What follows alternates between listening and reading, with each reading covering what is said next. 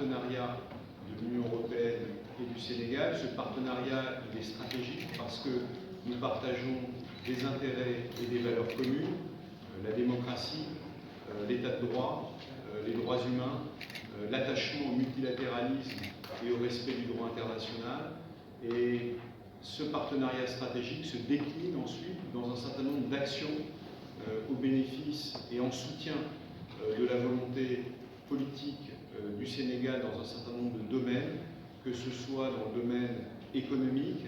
que ce soit dans le domaine des transitions digitales et des transitions écologiques, que ce soit dans le domaine des infrastructures, car le Sénégal a aussi des besoins exprimés en infrastructures, et nous sommes très actifs grâce au paquet d'investissement Global Gateway dont il a été question aussi, en écho à la conférence de haut niveau qui a eu lieu à Bruxelles la semaine passée, et qui a visé, dans le cadre de ce dialogue politique, à voir un petit peu où en était la mise en œuvre de ces projets Global Gateway au Sénégal. Ça, c'était la première partie de notre dialogue, qui a enchaîné ensuite sur les questions liées à la jeunesse.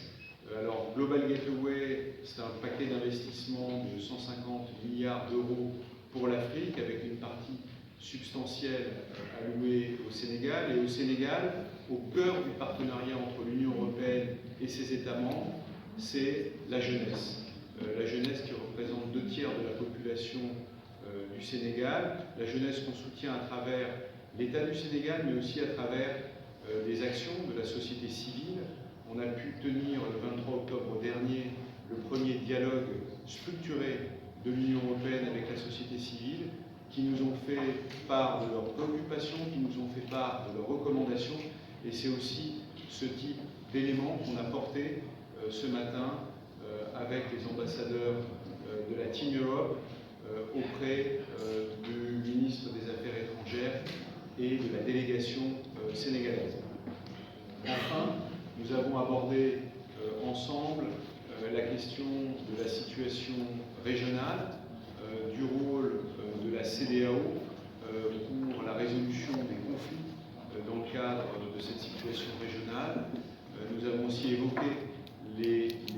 racines profondes de la situation régionale, ce qui nous a conduit à des discussions approfondies. Finalement, nous avons aussi abordé la question de la gouvernance mondiale et de la nécessité de revoir, de compléter les cadres actuels de gouvernance mondiale de manière à assurer une meilleure représentativité en particulier de l'Afrique, mais aussi plus d'efficacité, de manière à ce que le respect du droit international